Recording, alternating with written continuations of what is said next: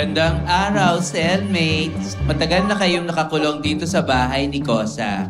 At para bawas siksikan sa mga selda, narito na ang bagong programa na magpapalaya sa inyo. Ang PBB, Pinoy Believe It Brothers. Kosa, sabi niyo makakalaya kami? Paano naman kami makakalaya dito sa programang Pinoy Believe It Brothers na to? Simple lang. Kayo-kayo ang magbobotohan kung sino ang mabovote out o maiibig.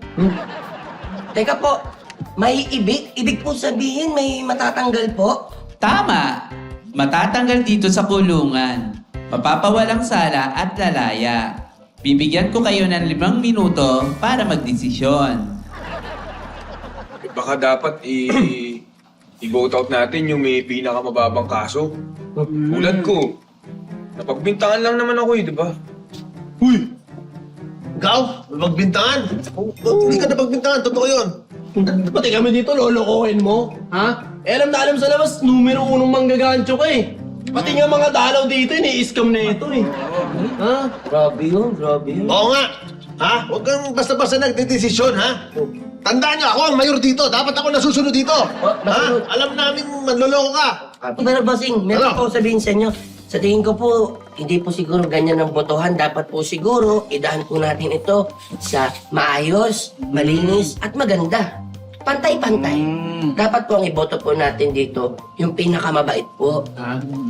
Di ba po? Hoy, Undin. Ha? Tumahimik ka, ha? Alam ko yung sinasabi mo. Gusto mo palabasin na ikaw yung pinakamabait dito. Palibasa, inuutos-utusan kita. Kaya ka lang utusan dito kasi duwag ka. Ha? Busing, Oh. bakit hindi na lang kaya natin daanin sa Rapol? Ano? Rapol?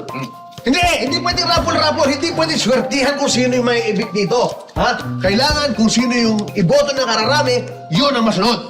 Ha? Hindi pwedeng swerti-swertihan. Hoy!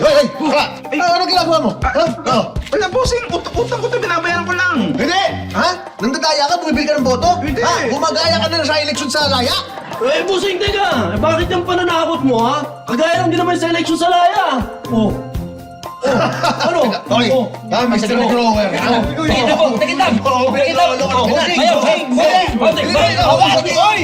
Sandali lang! Pwede po ba? Huwag natin pakita sa labas na kagaya natin sila na nagpapatayan na lang. Dapat, iba tayo. Di ba? Tama. Bossing? Busing. Tama yun. Di ba po? Alam mo, Busing, bakit hindi na lang ganito? Dito na lang natin ilista yung mga pangalan na iboboto natin.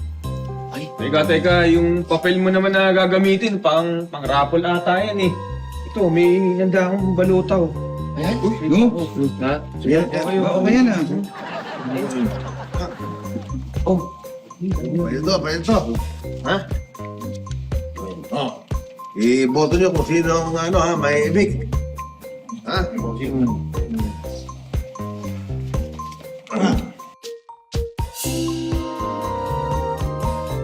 Narito na ang desisyon. Matapos bilangin ang inyong mga boto, unanimous ang boto na ang maiibig ay walang iba kundi ikaw, Bossy. Ha? Bakit ako? Ayoko maibig! Ayoko ng buhay sa labas! Nag-eleksyon tapos dinaya ako sa eleksyon, ayoko noon! Anong dinaya? Ha? Eh, yan naman lagi sinasabi ng magkatapos ng eleksyon eh. Dinaya? Hindi! Ako ng bossing ngayon! Ayoko! Wala ako takot sa bossing! Hindi ako bossing! Takot ako sa bossing! Basta na yan. Ayoko maibig! Ayoko sa labas!